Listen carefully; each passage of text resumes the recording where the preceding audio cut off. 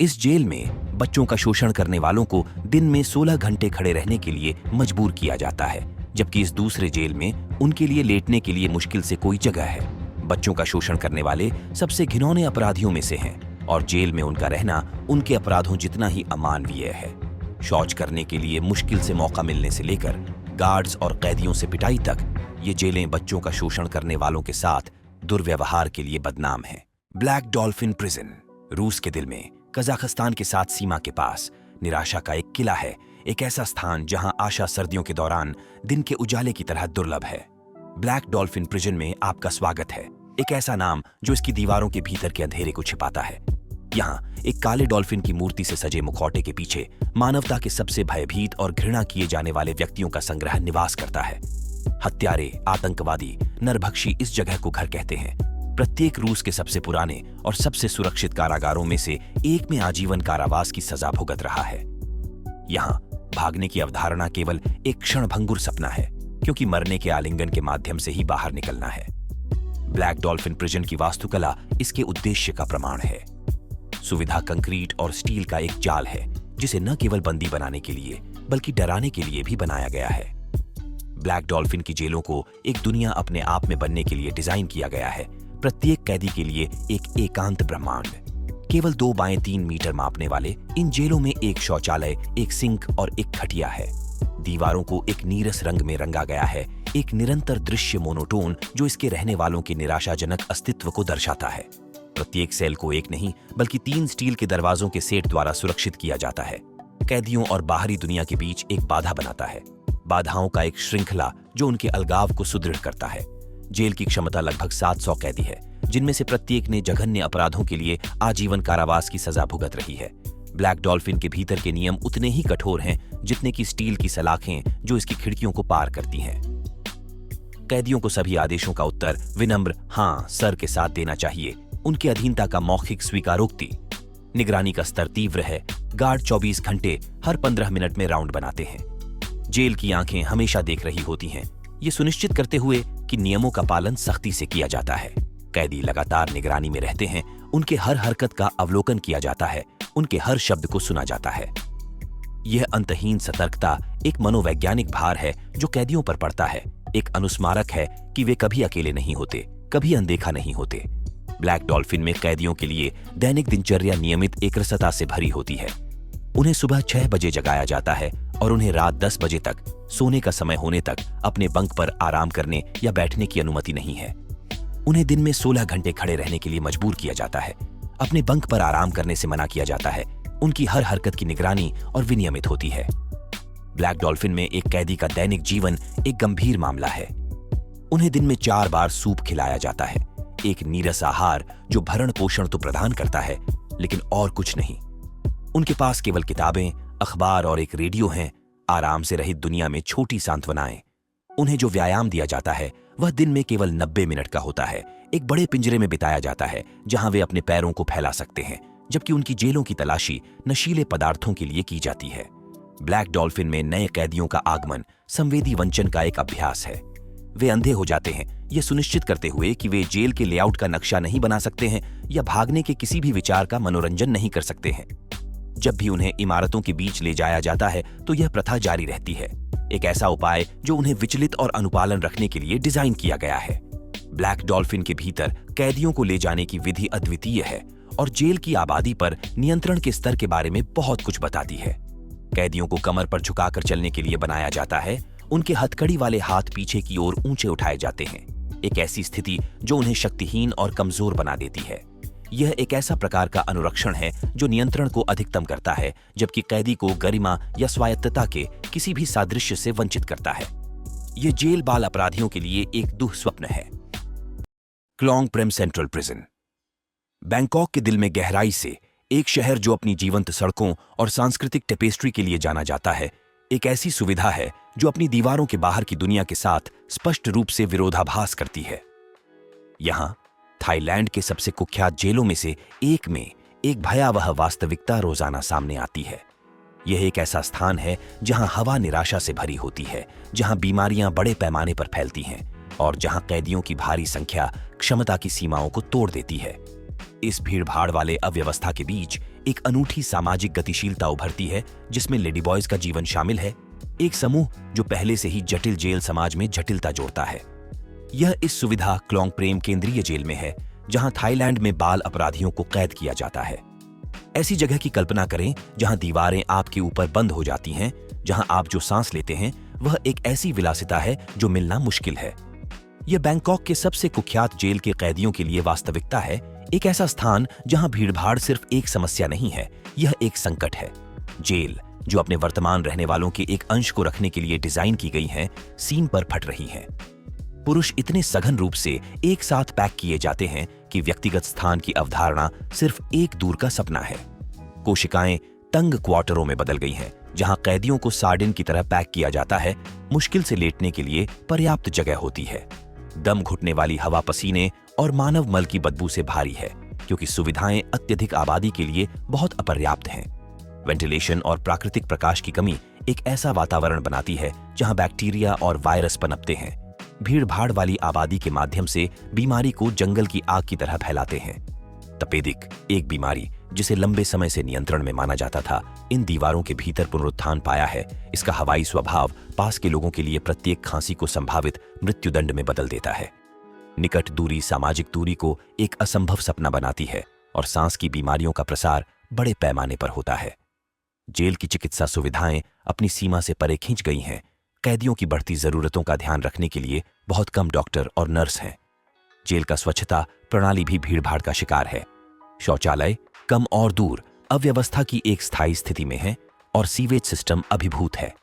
परिणामी गंदगी न केवल इंद्रियों पर हमला करती है, बल्कि गैस्ट्रोइंटेस्टाइनल रोगों के प्रसार में भी योगदान करती है, जो ऐसे वातावरण में विशेष रूप से घातक हो सकते हैं। रिपोर्टों के अनुसार तंग जेलों के फर्श में एक छेद मानव अपशिष्ट के लिए है। भीड़भाड़ भी जेल की आबादी के बीच हिंसा और तनाव में वृद्धि की ओर ले जाती है। उच्च तनाव और व्यक्तिगत स्थान के प्रीमियम के साथ संघर्ष अक्सर होते हैं और परिणामी चोटों का अक्सर इलाज नहीं किया जाता है, जिससे संक्रमण और जटिलताएं होती हैं जो पहले से ही भारी रोग बोझ में जुड़ जाती हैं। जेल गार्ड संख्या में कम और अक्सर कैदियों की दुर्दशा के प्रति उदासीन होते हैं, स्थितियों को कम करने के लिए बहुत कम करते हैं। भ्रष्टाचार आम है, केवल उन लोगों के लिए बुनियादी आवश्यकताएं उपलब्ध हैं जो भुगतान कर सकते हैं, आगे भी धनी और निर्धन के बीच असमानता को बढ़ाते हैं। रिश्वत और जबरदस्ती की यह प्रणाली केवल उन लोगों के लिए निराशा को गहरा करती है जिनके पास साधन नहीं है, क्योंकि वे बेबस होकर देखते हैं, जबकि अन्य बेहतर भोजन, दवा और यहां तक कि गार्डों से सुरक्षा प्राप्त करते हैं। इस नारकीय वातावरण में मानवीय भावना अपनी सीमा तक परखी जाती है। कैदी अपनी गरिमा और मानवता से वंचित होकर केवल जीवित रहने के लिए कम हो जाते हैं। भीड़भाड़ न केवल उन्हें उनकी स्वतंत्रता से वंचित करती है, बल्कि उनके स्वास्थ्य से भी वंचित करती है, क्योंकि जेल बीमारियों के लिए एक पेट्री डिश बन जाता है जो कोशिका खिड़कियों पर सलाखों जितना ही कारावास का हिस्सा है। डूली स्टेट प्रिजन अनादिला, जॉर्जिया के दिल में डूली स्टेट प्रिजन स्थित है। एक ऐसा नाम जो Georgia department oven of corrections की नींव को हिला देने वाले चिलिंग विवादों का पर्याय बन गया है।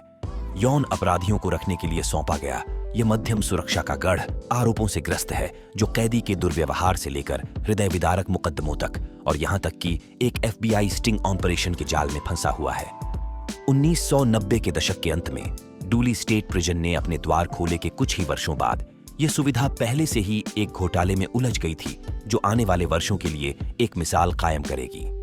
1926 में 11 बहादुर आत्माओं डूली के कैदियों ने उनके मानवाधिकारों के घोर उल्लंघन के रूप में वर्णित चीजों के खिलाफ एक स्टैंड लेने का फैसला किया। उन्होंने एक मुकदमा दायर किया जो जेल प्रणाली में लहरें भेज देगा। डूली स्टेट प्रिजन में गार्डों पर आरोप लगाया कि वे केवल क्रूर और अपमानजनक दुर्व्यवहार के रूप में वर्णित किया जा सकता है में शामिल हो रहे हैं। आरोप गंभीर थे और एक ऐसे सुधारात्मक सुविधा की तस्वीर पेश की जो अपनी दीवारों के भीतर उन लोगों के लिए एक आतंक का घर बन गई थी। कैदियों के बयानों में आरोप लगाया गया कि गार्डों ने अपने दुख में आनंद लिया, उन्हें क्रूर और असामान्य सजा के अधीन किया जो शारीरिक और भावनात्मक दोनों रूप से स्थायी निशान छोड़ देगी। मुकदमे का उद्देश्य डूली स्टेट प्रिजन के अंधेरे कोनों पर प्रकाश डालना था, जहां कथित रूप से सत्ता और अधिकार को यातना के उपकरणों में बदल दिया गया था। जैसे जैसे मामला आगे बढ़ा, यह कैदियों के अधिकारों बनाम जेल अधिकारियों की व्यापक शक्तियों के लिए एक युद्ध का मैदान बन गया।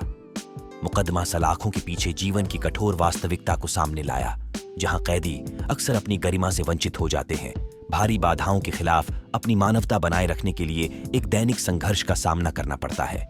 इसके बाद हुए कानूनी युद्ध का उद्देश्य केवल किए गए गलत कामों के लिए प्रतिशोध लेना नहीं था। यह पुष्टि करने के लिए एक लड़ाई थी कि जिन लोगों ने भी समाज के खिलाफ गलतियां की हैं, उन्हें अभी भी बुनियादी मानवीय गरिमा के साथ व्यवहार किया जाना चाहिए। हालांकि इन कैदियों ने जो कानूनी लड़ाई का सामना किया, वह एक ऊपर की ओर थी जो विधायी बाधाओं से भरी थी। जेल मुकदमे सुधार अधिनियम का पारित होना उनके न्याय की खोज में एक दर्दनाक घटना बन गया। 1990 के मध्य में पारित यह अधिनियम कैदियों द्वारा दायर मुकदमों की संख्या को कम करने के लिए डिजाइन किया गया था। इसने निर्धारित किया कि कोई भी संघीय सिविल कार्रवाई किसी कैदी द्वारा हिरासत में रहते हुए पीड़ित मानसिक या भावनात्मक चोट के लिए बिना किसी पूर्व शारीरिक चोट दिखाने के लाया जा सकता है। यह कानून बचाव पक्ष के तर्क का केंद्र बन गया, मनोवैज्ञानिक यातना के कैदियों के दावों के खिलाफ एक ढाल। इसलिए बिना शारीरिक सबूत के मानसिक और भावनात्मक दुर्व्यवहार के कैदियों के दावों को संघीय अदालत में मान्यता नहीं दी जा सकती थी। कैदियों के साथ दुर्व्यवहार के अलावा फरवरी 2026 में संस्थान को एक व्यापक FBI स्टिंग ऑपरेशन के हिस्से के रूप में राष्ट्रीय सुर्खियों में लाया गया, जिसने जॉर्जिया राज्य जेल प्रणाली के भीतर भ्रष्टाचार के एक नेटवर्क का पर्दाफाश किया। डूली स्टेट प्रिजन उन 9 सुविधाओं में से एक था जो ऑपरेशन में शामिल थी, जिसका समापन संघीय आरोपों पर 36 सुधारात्मक अधिकारियों के अभियोग में हुआ। FBI छापे ने एक गुप्त ऑपरेशन का खुलासा किया, जहां सेलफोन, हथियार और ड्रग्स जैसे अवैध सामान जेल में घुस गए थे, जिनमें से अधिकांश का तस्करी उन्हीं व्यक्तियों द्वारा किया गया था जो कानून को बनाए रखने का काम सौंपा गया था। डूली स्टेट प्रिजन के 10 कर्मचारी उन लोगों में शामिल थे जिन पर आरोप लगाया गया था सुविधा के कर्मचारियों की अखंडता और सुरक्षा उपायों पर संदेह का एक छाया डाल दिया। स्टिंग ऑपरेशन जेल को पीड़ित करने वाले व्यवस्थित मुद्दों का एक निंदनीय अभियोग था, जहां कानून प्रवर्तन और अपराध के बीच की रेखा धुंधली हो गई थी। FBI ऑपरेशन के परिणाम महत्वपूर्ण थे, जिससे जेल नीतियों और कर्मियों का पुनर्मूल्यांकन हुआ। इसने जॉर्जिया डिपार्टमेंट ऑफ करेक्शंस के लिए एक जागृति का काम किया, जो अपने रैंक के भीतर कड़े निरीक्षण और नैतिक आचरण की आवश्यकता को उजागर करता है। वॉटन प्रिजन नॉटिंघमशायर के हृदय में एक बंदी गृह है, जिसे HMP वॉटन के नाम से जाना जाता है। यह एक ऐसा नाम है जो अपने उद्देश्य के भार के साथ प्रतिध्वनित होता है। HMP वॉटन लगभग 850 पुरुष कैदियों का घर है, जिनमें से प्रत्येक यौन अपराध का दोषी है। यह जेल, जो बिंघम के पास गांव में स्थित है, कोई साधारण सुधारात्मक संस्थान नहीं है। यह एक विशेष किला है जो अत्यंत खतरनाक व्यक्तियों को रखता है, जिनमें से 80% से अधिक को दूसरों के लिए उच्च या बहुत उच्च जोखिम वाला माना जाता है। जब सुबह का सूरज मुश्किल से क्षितिज के ऊपर रेंगता है, तो HMP वॉटन की कठोर अटूट दीवारें आसपास के आकर्षक गांव के विपरीत खड़ी होती हैं। अंदर हवा भारी है, केवल कारावास के भार से ही नहीं, बल्कि देश के कुछ सबसे खतरनाक व्यक्तियों को रखने से आने वाले स्पष्ट तनाव से भी। जीवन क्वार्टर, विशेष रूप से कुख्यात बी विंग में, जेल जीवन की कठोर वास्तविकताओं का प्रमाण है। सेल तंग है, जगह कम है, कैदियों को व्यक्तिगत स्थान और सामुदायिक जीवन की आवश्यकता के बीच नाजुक संतुलन बनाना पड़ता है। शौचालयों की बिस्तरों से निकटता गोपनीयता की दृष्टि से बहुत कम प्रदान करती है, एक दैनिक अपमान जो कैदियों को सहना पड़ता है। वेंटिलेशन खराब है और दीवारें काली फफूंदी से लेपित उपेक्षा की एक मूक कहानी बताती है। कुछ कैदी गर्मी और आराम के लिए एक प्रयास में अपनी दीवारों को कार्डबोर्ड के साथ पंक्तिबद्ध कर देते हैं। यह अस्थायी इंसुलेशन उन परिस्थितियों का एक स्पष्ट अनुस्मारक है जिनका सामना उन्हें करना पड़ता है। ऐसी परिस्थितियां जो कुछ लोगों का तर्क है कि अमानवीय सीमा पर हैं। बुरे व्यवहार के प्रति जेल का दृष्टिकोण दंडात्मक है। अक्सर इन दमनकारी कोशिकाओं में कैदियों को विस्तारित अवधि के लिए सीमित कर दिया जाता है। यह अलगाव भौतिक और मानसिक रूप से दोनों ही दम घुट सकता है, क्योंकि बातचीत का अभाव और सेल की 4 दीवारों की एकरसता उन पर बंद हो जाती है। दवा कई लोगों के लिए एक जीवन रेखा इन दीवारों के भीतर एक मुद्रा बन गई है, जिससे धमकी और अवैध व्यापार होता है। एक स्थिर आपूर्ति का अभाव ने कैदियों के स्वास्थ्य को खतरे में डाल दिया है और समग्र रूप से जेल की सुरक्षा को कम कर दिया है। यह दुर्लभता एक काला बाजार को बढ़ावा देती है जो निराशा और भेद्यता पर पनपता है। इस वातावरण का मनोवैज्ञानिक टोल गहरा है। निरंतर निगरानी, गोपनीयता का नुकसान और शासन की दंडात्मक प्रकृति मानसिक भलाई को कम कर सकती है। आत्म नुकसान की घटनाएं अधिक आम हो गई हैं और एचएनपी वॉर्टन में अन्य तुलनीय संस्थानों की तुलना में अधिक प्रचलित है। यह एक विचलित संकेतक है कि निराशा तब पकड़ सकती है जब आशा कम आपूर्ति में हो, जबकि जो लोग अक्सर आत्म नुकसान करते हैं उन्हें कुछ स्तर का समर्थन मिलता है, लेकिन चुपचाप पीड़ित दूसरों को अक्सर अनदेखा किया जाता है। उनका शांत निराशा गलियारों में गूंजता है। मानव मन पर कैद का प्रभाव अतिरंजित नहीं किया जा सकता है। सार्थक मानवीय संपर्क का अभाव, प्राकृतिक प्रकाश की अनुपस्थिति और दैनिक दिनचर्या की एकरसता से दुनिया से जुड़ाव का भाव पैदा हो सकता है। लेकिन इन बाल शिकारियों के लिए सजा जायज है। Etica कॉरेक्शनल facility. अटिका सुधारक सुविधा 1971 में प्रसिद्ध जेल दंगा के लिए सबसे अधिक जानी जाती है, लेकिन हाल ही में जेल एक बाल यौन अपराधी को $2 मिलियन देने के लिए सुर्खियों में रही है। इस आदमी के साथ जेल में क्या हुआ, यह दिखाता है कि अटिका सुधारक सुविधा बाल शिकारियों के लिए सुखद नहीं है। रॉय हरिगर, जो कभी न्यूयॉर्क के लाइंडन विले के छोटे से शहर में एक सम्मानित पादरी थे, ने एशवुड वेस्लियन चर्च का नेतृत्व किया, जो एक भक्ति और देखभाल करने वाले हाथ से किया जाता था। लेकिन इस धार्मिक नेता के जीवन की सतह के नीचे अंधेरे रहस्य थे जो समुदाय को उसके मूल तक झकझोर देंगे। 2000 के दशक की शुरुआत में आरोप सामने आए जो उस आदमी की छवि को हमेशा के लिए धूमिल कर देंगे जो मंच पर खड़ा था। यह पता चला कि हरिगर ने अपने ही परिवार, अपने पोते पोतियों के सबसे कमजोर सदस्यों के खिलाफ अकथनीय कार्य किए थे। पादरी ने कई यौन आचरण किए थे, जिसमें कम से कम एक यौन संभोग, विचलित यौन संभोग या 13 वर्ष से कम उम्र के बच्चों के साथ गंभीर यौन संपर्क शामिल था। न्यूयॉर्क राज्य के कानून के अनुसार यह प्रथम श्रेणी के बाल के खिलाफ यौन आचरण का गठन करता है, एक अपराध जो दोषी पाए जाने वालों के लिए कड़े दंड का प्रावधान करता है। हरिगर के खिलाफ मामला उसके पोते पोतियों की बहादुर गवाही पर बनाया गया था, जिन्होंने अपनी कोमल उम्र के बावजूद कम से कम 3 महीने की अवधि में अपने द्वारा झेले गए दुर्व्यवहार का वर्णन किया। सजा सुनाई गई और हरिगर को राज्य जेल में 15 साल की सजा दी गई। जैसे ही हरिगर ने अटिका सुधारक सुविधा में अपनी सजा शुरू की, जो अपनी कठोर परिस्थितियों और हिंसक इतिहास के लिए जानी जाती है, वह जल्द ही खुद शिकार बन जाएगा। ये यहीं पर उसके कैद के दौरान था कि हरिगर, एक दोषी बाल शिकारी, एक क्रूर हमले का शिकार बन गया, जो बाद में एक विवादास्पद कानूनी लड़ाई का विषय बन जाएगा। हमला 15 मई 2013 को हुआ, एक ऐसा दिन जो उच्च सुरक्षा वाली जेल में किसी भी अन्य दिन की तरह शुरू हुआ। हरिगर, जो गतिशीलता के लिए एक बेंत पर निर्भर थे, एक ओरिएंटेशन क्लास में भाग ले रहे थे जब अचानक सुविधा को लॉकडाउन कर दिया गया। भ्रम के बीच हरिगर को कमरे से बाहर बुलाया गया और सुरक्षात्मक हिरासत की पेशकश की गई, एक ऐसा निर्णय जिसने उसकी सुरक्षा सुनिश्चित करनी चाहिए थी, लेकिन इसके बजाय एक क्रूर हमले का कारण बना। जैसे ही एक सुधारक अधिकारी ने उसे ले जाया, हरिगर का सिर दीवार से पटक दिया गया। अधिकारी ने फिर उसे 15 मिनट तक स्थिति बनाए रखने का निर्देश दिया, एक ऐसा आदेश जो वृद्ध पादरी को अपमानित करने और विचलित करने के अलावा किसी अन्य उद्देश्य की पूर्ति करता था। हमला यहीं खत्म नहीं हुआ। अपने सेल में वापस जाते समय हरिगर को गर्दन के पीछे 2 बार मारा गया, जिससे वह गिर गया और होश खो दिया। पिटाई की गंभीरता के कारण उसे दाहिने तरफ का पक्षाघात, चेहरे का लटकना और बोलने में समस्या हो गई, जिससे वह व्हीलचेयर तक सीमित हो गया। हमले के बाद हरिगर ने एक नई वास्तविकता का सामना किया, जहां वह न केवल एक कैदी था, बल्कि एक विकलांग व्यक्ति भी था जो जेल प्रणाली के भीतर छिपे खतरों के प्रति संवेदनशील था। यह इस हमले के लिए था कि वह जेल पर मुकदमा करेगा और मुआवजे के रूप में $2 मिलियन प्राप्त करेगा। फिर भी अटिका बाल शिकारियों का स्वागत नहीं करता है, चाहे वे कितने भी बड़े क्यों न हों। राइकर्स आइलैंड। कल्पना कीजिए एक ऐसी जगह जहां दीवारों से निराशा की आवाजें गूंजती हैं, एक ऐसी जगह जहां हवा उपेक्षा की दुर्गंध से भरी है, एक ऐसी जगह जहां भीड़-भाड़, हिंसा और बुनियादी सुविधाओं की कमी आम बात है। यह एक डिस्टोपियन उपन्यास की सेटिंग नहीं है। यह रिकर्स आइलैंड है, न्यूयॉर्क शहर का मुख्य जेल परिसर, जहां प्राप्त तस्वीरों ने नरक से कम कुछ नहीं की स्थिति को उजागर किया है। कैदियों के लिए वास्तविकता के इस चौंकाने वाले पर्दाफाश में भीड़-भाड़, अस्वच्छ रहने की जगह और मानव जीवन के लिए स्पष्ट उपेक्षा आम बात है। जैसे ही जुलाई में न्यूयॉर्क शहर पर गर्मी का कहर टूटता है, रिकर्स आइलैंड के ऑटिस बंटम सुधारक केंद्र की दीवारों के भीतर एक संकट छिपा हुआ है। अरबों डॉलर के बजट के बावजूद कुख्यात जेल गलत कारणों से सुर्खियों में रही है।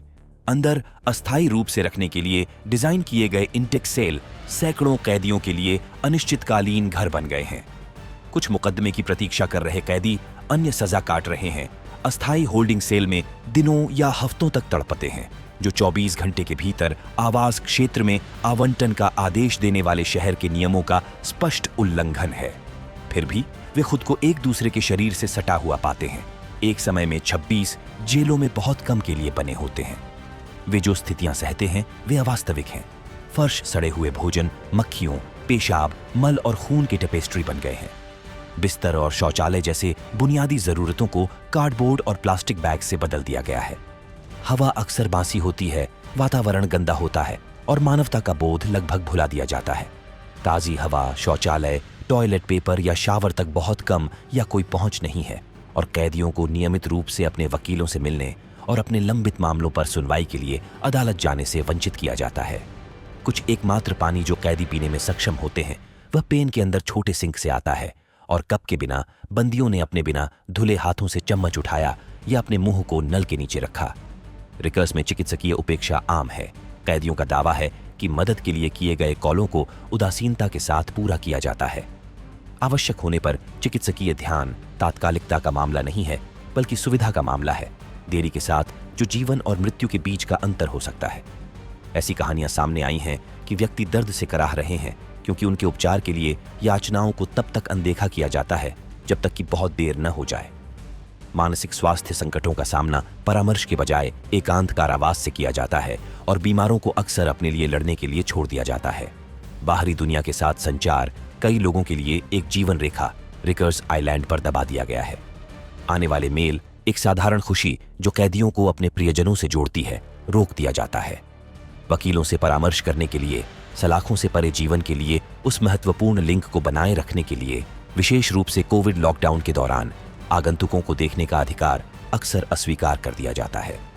अदालत की तारीखें, जमानत सुनवाई और गति सुनवाई लगातार स्थगित की जाती हैं, जिससे कई लोग कानूनी लिम्बो की स्थिति में रह जाते हैं, उनके भाग्य संतुलन में लटक रहे हैं। रिकर्स आइलैंड की स्थितियां बीमारी, निराशा और मृत्यु के लिए एक प्रजनन स्थल बन गई हैं। बुनियादी स्वच्छता से वंचित कैदियों को प्लास्टिक बैग में खुद को राहत देने के लिए मजबूर किया जाता है, कचरे से दूषित फर्श पर सोते हैं और ऐसे वातावरण में मौजूद होते हैं जहां वे जो हवा सांस लेते हैं वह सड़न की दुर्गंध से भरी होती है। भोजन, चिकित्सा देखभाल और कानूनी प्रतिनिधित्व तक पहुंच का अभाव न केवल नियमों का बल्कि मानवाधिकारों का भी उल्लंघन है। रिकर्स आइलैंड वास्तव में किसी भी बाल शिकारी का दुःस्वप्न है। बुटीरका प्रिजन। बुटीरका जेल में सबसे प्रसिद्ध कैदियों में से एक वैलेरी जॉर्जेविच असराटियन थे, जो एक सीरियल बलात्कारी और बाल यौन अपराधी थे जिन्होंने 1980 के दशक के दौरान 20 से अधिक लड़कियों और युवतियों का बलात्कार किया था। एक बार जब आप जेल की स्थितियों को जान लेंगे तो आप समझ जाएंगे कि ऐसा राक्षस वहां मरने के लिए क्यों छोड़ा गया था। मास्को के ट्वेर्स्कॉय जिले के केंद्र में स्थित बुटीरका जेल अमानवीय उपचार और मानवाधिकारों के उल्लंघन के सदियों के लिए एक चिलिंग स्मारक के रूप में खड़ा है। मूल रूप से 18वीं शताब्दी में स्थापित इस प्रभावशाली संस्थान ने रूस के अशांत इतिहास के उतार चढ़ाव को देखा है, शाही शासन के दिनों से लेकर सोवियत संघ की दमनकारी पकड़ तक। आज बुटीरका अपनी गंभीर भीड़भाड़ और कैदियों द्वारा सहन की जाने वाली कठोर परिस्थितियों के लिए कुख्यात है। इन दीवारों के भीतर एक भयावह संघर्ष रोजाना सामना होता है क्योंकि कैदी उपेक्षा और समय में जमे हुए लगने वाले वातावरण से बढ़ी स्वास्थ्य समस्याओं का सामना करते हैं। बुटीरका जेल की भव्य दीवारों के भीतर व्यक्तिगत स्थान की अवधारणा एक दूर का विलासिता है। केवल 20 व्यक्तियों को समायोजित करने के लिए डिजाइन किए गए सेल अब 80 कैदियों के साथ सीम से फट रहे हैं। हवा गाढ़ी, स्थिर और घुटन वाली है क्योंकि शरीर आराम की एक बेताब बोली में एक दूसरे के खिलाफ दबाते हैं जो कभी नहीं आता है। भीड़-भाड़ यहां सिर्फ एक शब्द नहीं है, यह एक अथक वास्तविकता है जो अन्य पीड़ाओं का एक मेजबान पैदा करती है। बुटीरका के भीतर स्वास्थ्य संबंधी चिंताएं इसके तंग क्वार्टरों जितनी गंभीर हैं। कई रोग जो कई लोगों ने सोचा था कि अतीत के अवशेष हैं, जैसे तपेदिक, आबादी में तेजी से फैल गए। HIV भी कैदियों पर एक लंबी छाया डालता है। रूस भर में 34,000 से अधिक कैदी इस वायरस के साथ जी रहे हैं। इन दीवारों के भीतर 5 में से एक व्यक्ति अवैध ड्रग्स का इंजेक्शन लेता है और उनमें से 54% सुइयां साझा करते हैं। इन जानलेवा बीमारियों के प्रसार को और बढ़ा देते हैं।